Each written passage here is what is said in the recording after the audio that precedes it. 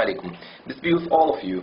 My topic today is about the greatest person. Is it Christopher Columbus? No. Newton? No. Gandhi? No. Maradona? No. I'm gonna tell you. He is the Prophet Muhammad, peace be upon him. Why do you say Muhammad? You are Muslim and surely you say Muhammad is the greatest person. It's not because of the fact I'm Muslim. Anyone read his biography, he will know that he is the greatest person. Michael Hart, a non-Muslim, read about the biography of Muhammad and chose Muhammad as the greatest person in his book, The 100 Ranking of the Most Influential Persons in History. Look at what Michael said about why he chose Muhammad. My choice of Muhammad to lead the list of the world's most influential people may be surprised some readers and may be questioned by others, but he was the only man in history who was supremely successful in both the religious and secular levels. Tell me, what do you know about Muhammad? No offense, but what I know is that he was married to a 6-year-old girl. Is that all what you know? You know that the people who are trying to warp Islam are telling you that it was a flaw. Let me clear that up for you. Was it blemished that Muhammad had married Aisha who was 6 years old? The Prophet Muhammad married her when she was 6 years old, and he consummated his marriage when she was 9 years old. I will respond to you from a Christian perspective. Joseph, Virgin Mary's husband, was 90 years old, and Virgin Mary was 12 years old. From the scientific perspective, most girls start their sexual maturity from 8 to 9 years old. Girls who live in hot countries sexual maturity faster than the girls who live in the other places. From the Islamic perspective, Aisha was engaged to someone else before she was engaged with the Prophet Muhammad. That means she was able to marry at that time. If there was a wrong or a blemish, the unbeliever of Quraysh would have criticized Muhammad, because the unbeliever of Quraysh hated Muhammad. The most of you don't know truly about the Prophet Muhammad. You just heard about Muhammad from those who tried to warp Islam and Muhammad as equal subjects. Did you hear about his mercy? Look at this example of his mercy. In the day of conquest of Mecca, the day of triumph for the Muslims, the Prophet Muhammad turned to an unbeliever of Quraysh and he said, "Oh Quraysh, what do you think of treatment that I should accord you?" And they said, "Noble brother, a son of noble brother." Thus an unbeliever of Quraysh who killed his friends and tried to kill him and agonize his friends. And the Prophet Muhammad said, "No reproof against you this day. Go your way, you are free." What's the mercy?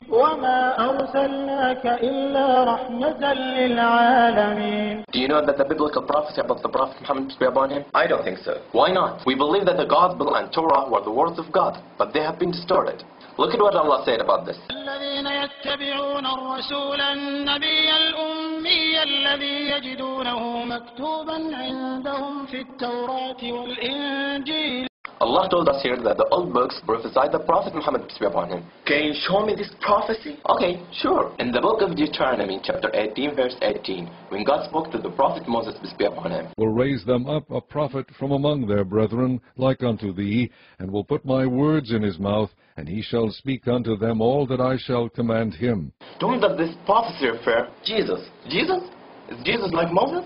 Prophet like Moses. According to you, Jesus is God, but Moses is not God. According to you, Jesus died for the sins of the world, but Moses did not die for that. According to you, Jesus went to the hell for 3 days, but Moses did not go there. So, Jesus is not like Moses. Now, we will see if Moses was like Muhammad or Jesus. Moses and Muhammad had a father and mother, but Jesus had only mother. Moses and Muhammad were born the normal natural course, but Jesus was created by a special miracle. Moses and Muhammad married and begotten children, but Jesus remained a bachelor all his life. So, Jesus is not like Moses, but Muhammad like Moses. Look at another prophecy in the book of John, chapter 16, verse 13. "Howbeit when he, the Spirit of truth, is come, he will guide you into all truth.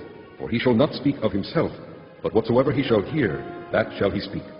And he will shew you things to come." The Prophet Muhammad, peace be upon him, did show us the truth. The Prophet Muhammad, peace be upon him, disclosed to us what is come. And the Prophet Muhammad, peace be upon him, did not speak on his own initiative. وما ينطق عن الهوى إن هو إلا وحي يوحى. Another prophecy in the book of John, chapter 1, verse 19 to 22. The Jews were asking about the Christ, and Elijah, and the Prophet. And this is the record of John, when the Jews sent priests and Levites from Jerusalem to ask him, "Who art thou?" And he confessed and denied not, but confessed, "I am not the Christ." And they asked him, "What then? Art thou Elias?"